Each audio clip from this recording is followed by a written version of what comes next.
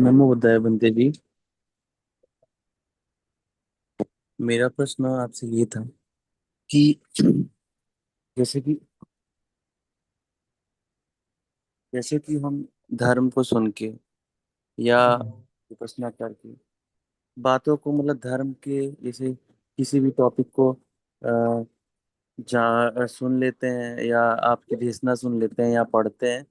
तो कुछ कुछ ऐसा होता है जैसे कि नाम रूप के बारे में हमने पढ़ा और जाना। तो हमें ये लगता है पूर्ण से जानने के बाद कि हमने सभी अंगों को जान लिया है और भली भांति समझ भी लिया है। तो उसके बावजूद भ्रांति ये रहती है कि मैं धर्म में ये सुना गया है कि अनुभवों से जानने से ही सब जाना जा सकता है। तो मेरा प्रश्न ये था कि जब हम किसी धर्म पे किसी बातों को को जान जान लेते हैं या अनुभव कर लेते हैं, तो कैसे जाने कि कैसे जाने कि सुन लेने से सुन लिया है जिसे मैंने उसे भली प्रकार से जान लिया है या अनुभव करने के बाद ही मैं उसे जान पाऊंगा। तो इसमें एक भ्रांति बनी हुई है कि किस प्रकार जाने कि मैंने जान लिया है इस चीज को भली प्रकार हम्म। से। साधु साधु साधु। बड़ा गहरा सवाल है ना। बेसिकली देखो, कभी कभार कैसा होता है, मतलब कभी कभार नहीं, ज्यादातर बार यही होता है कि हमें हम जब चीजों को जानते हैं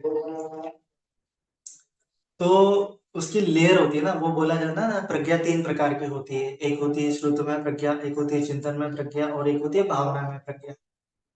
तो जैसे चार आर्य सत्य है, तो चार आर्य सत्य है, तो हमें पता है कि दुख है जगत में, है ना। दुख का कारण तृष्णा भी हमें पता है।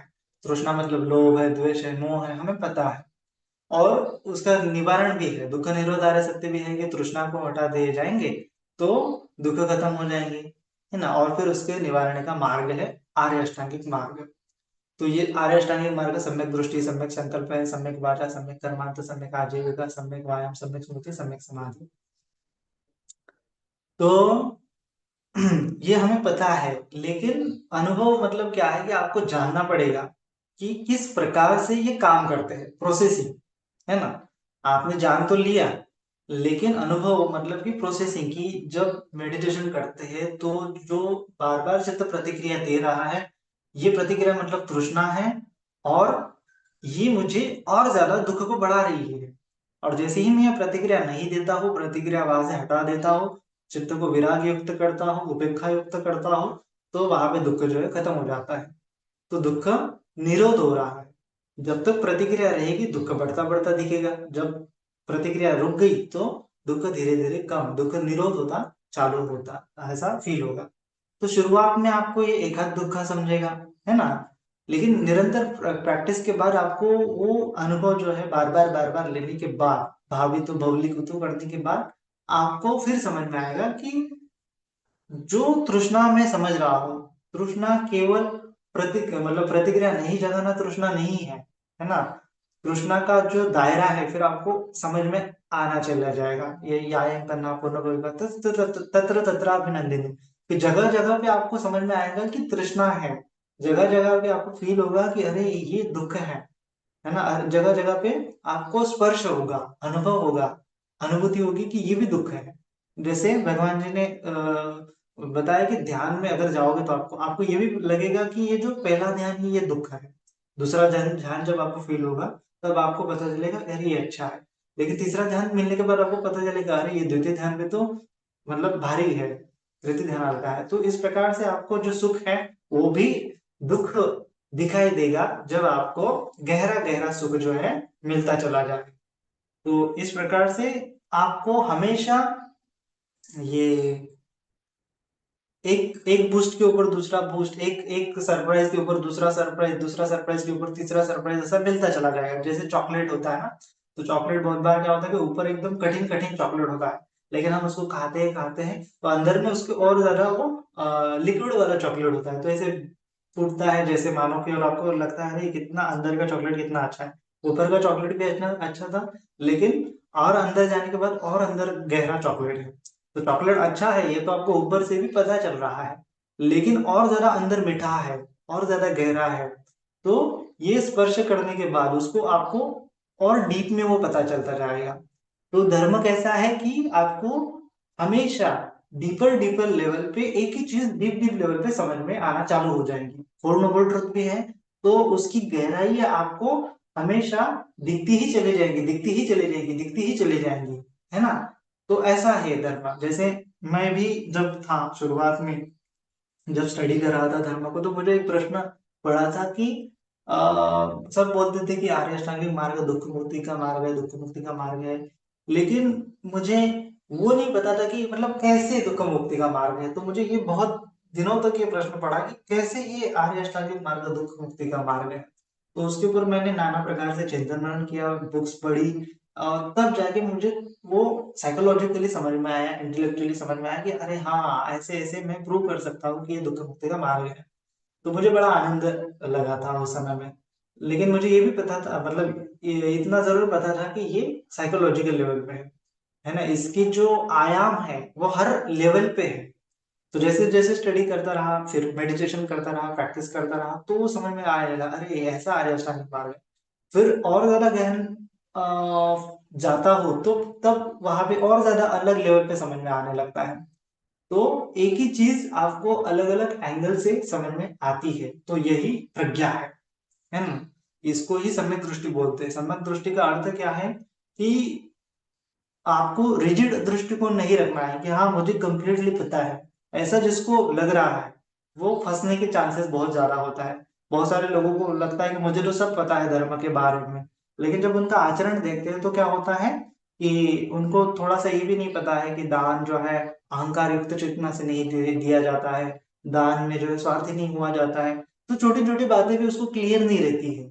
ईगो के साथ वो धर्म की प्रैक्टिस करते हैं, है ना। तो इसका कारण क्या है? सती नहीं है, होश नहीं है, प्रज्ञा नहीं है, सती संप्रजन्य नहीं है। तो प्रैक्टिस करते वक्त भी अगर सती संप्रजन्य रहेगा, तब आपको वो डीप लेवल का पता चलता जाएगा।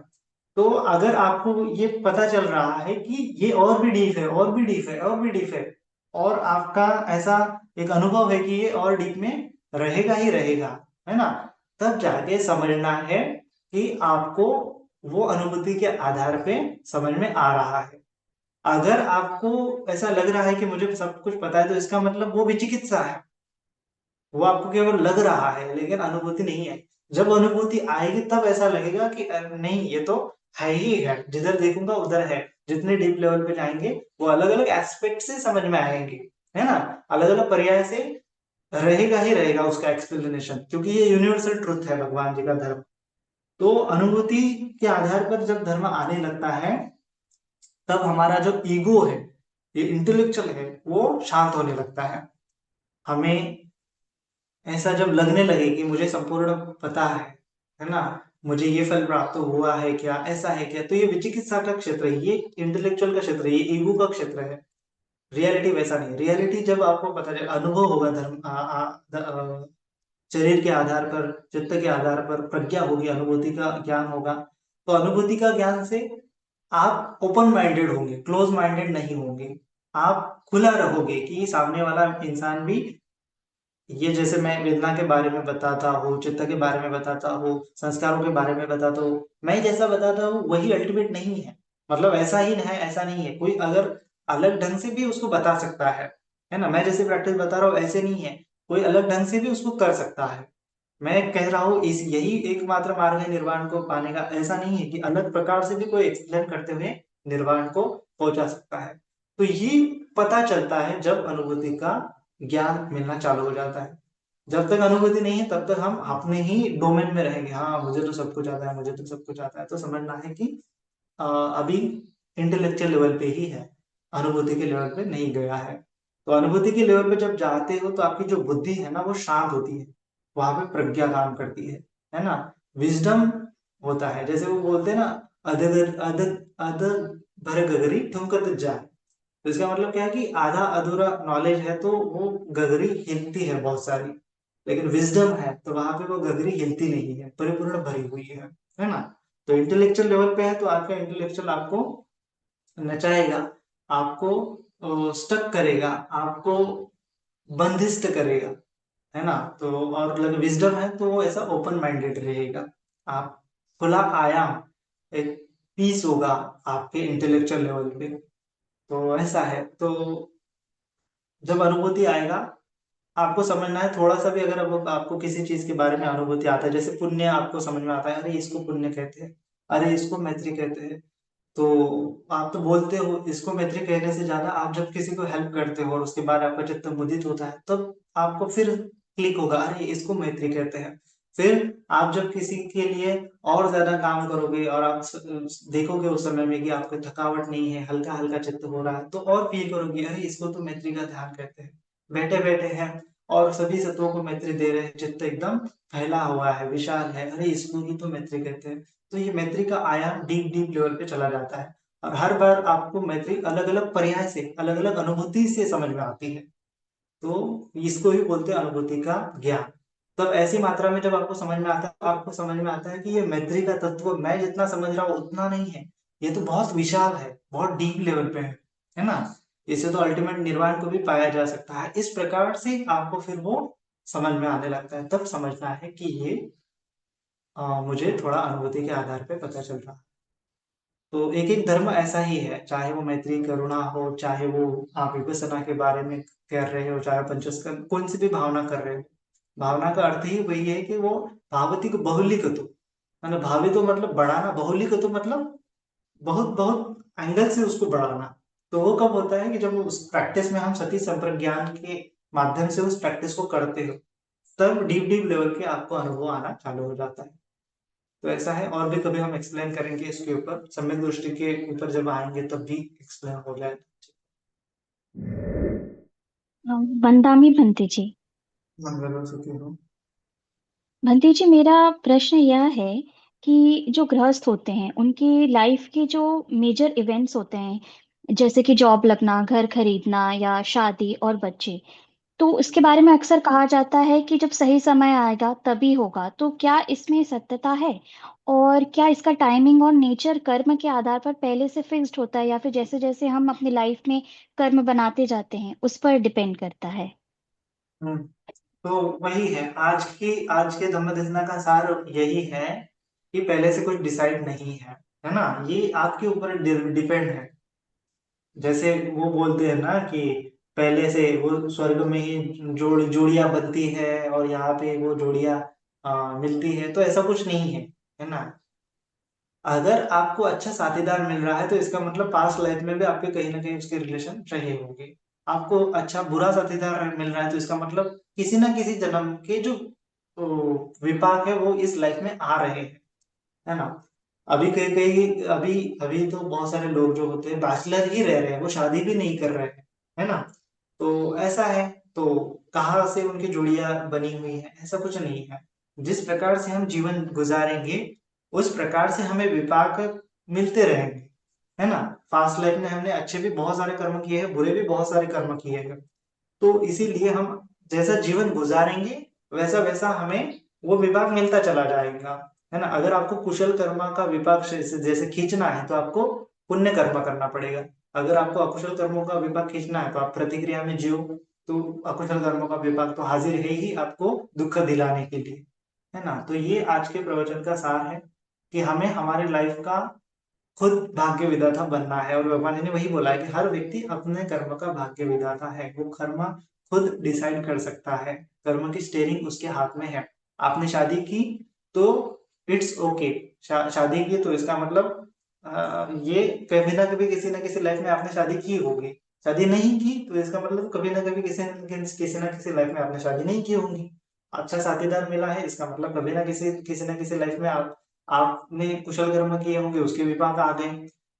अगर आपको बुरा साथीदार मिला, गलत साथीदार मिला, तो इसका मतलब कभी ना कभी आपने किसी ना किसी के साथ ठगा होगा, चीटिंग की होगी, तो आपको भी वैसा अनुभव आ रहा है। तो ऐसा कर्म का सिद्धांत काम करता है। ये हमने आज के प्रवचन से समझना है। ठीक है। वंदामी बनते जी। मंगल हो सुखी। मेरा ये सवाल है कि आप बोलते हैं कि हिंसा नहीं करनी चाहिए हमें, पशु या प्राणी की। तो मेरा सवाल ये है कि हमारे डे टू डे लाइफ में जो चींटियां या कॉकरोच वगैरह जो है ना, ऐसे छोटे मोटे कीड़े वगैरह जो रहते हैं घर में, तो उसके उसके लिए हम औषधि का यूज करते हैं ना, औषधि उनको मिटाने के लिए, नष्ट करने के लिए। तो फिर ये हिंसा में आएगा क्या? ये मेरा सवाल है। और उसका विपाक भी आएगा क्या? हाँ, वो हिंसा में आता है।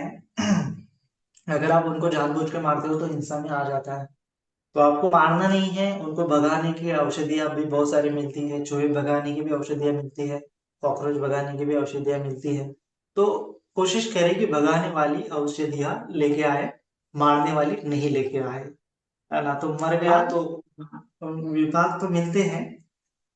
लेकिन ये कैसा है कि कभी कभार गलती से चींटियां वगैरह मर जाती हैं, तो इट्स ओके, उस समय में गलती से मर गया, हमारे हाथ से गलत काम हुआ है, तो आपको अभी पछताना नहीं है कि मेरे हाथ से अकुशल कर्म हुआ है, मेरे हाथ से चींटी मर गई, मेरे हाथ से चींटी मर गई, उससे लेके पछताना नहीं है ना। आपको क्या करना है, उसके लिए, उस विपाक को धुलने के लिए आपको कुशल कर्म करना है ना। विभा जी ने बताया कि जो पहले पहले के किए गए अकुशल कर्मों को बाद में किए हुए कुशल कर्मों से ढकता है, वह इस जगत में चंद्रमा के भांति प्रकाशमान करता है। धगों से निकले हुए चंद्रमा की भांति इस जगत को प्रकाशित करता है। मतलब कि आपको क्या करना है, कर्मों को परिशुद्ध करने का मार्ग यही है। ठीक है, पाप कर्म हुआ है ना, तो अभी उसको ढकने के लिए मैं क्या ज्यादा कुशल कर्म कर सकता हूँ। तो आपको ज्यादा से ज्यादा उसके लिए मैत्री भावना करनी है कि उसको सुगति मिल रहा है। तो हो सकता है कि आपको और ज्यादा हर्ट हुआ है, तो उसके नाम से पुण्यानुमोदन कीजिए, किसी को दान दीजिए, इस कर्म के प्रताप से उनको सुगति मिल रहा है, तो आप उनके लिए अच्छा कर्म करना है। ठीक है, अभी हो गई घटना, मर गया मर गया, अभी क्या कर सकते हैं, है ना। पास्ट हो गया, अभी कुशल क्या कर सकते हैं उसके बारे में सोचना है, ना कि पछताना है। तो हमेशा ध्यान रखना है कि हम हमेशा कर्मों को बदल सकते हैं। जब तक बड़े बड़े कर्म नहीं होते, तब तक हम हमेशा कर्मों को इसी लाइफ में बदल सकते हैं। तो किस प्रकार से बदलना है, यही तो भगवान जी ने हमें कितने सारे उपदेश दिए हैं, कितने प्रकार के कर्म करने के लिए बताया है। तो आपको सही ढंग से उसके ऊपर काम करना है और अपने कर्मों को परिशुद्ध करना है। ठीक है। वंदना भंती जी। हाँ, बिल्कुल सही है।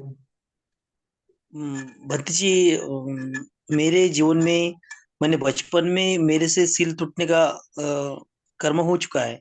लेकिन जब से मैं 20 साल का हुआ, अभी मेरी उम्र 35 साल है, जब से धम्म मिला, धम्म श्रवण सुनते सुनते मेरे से कोई हत्या नहीं हुई, कोई चोरी नहीं हुई। तो बचपन में हुए हुए जो सिल टूटने का जो कर्म हुआ हो चुका है, तो उससे तो विपाक आएगी ही ना, ऐसा मेरा कहने का मतलब था बंती जी।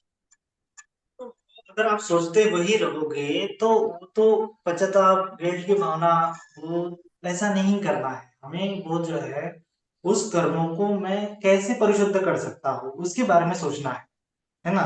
ठीक है, प्राणी से हो गई, लेकिन अभी उसको मैत्री के माध्यम से उनके लिए पुण्यानुमोदन करते हुए, उनको मेरिट शेयर करते हुए आपको उस कर्मों को उभरना है ना। पूर्व कर्मों को बाद में किए गए कुशल कर्मों से ढक देना है।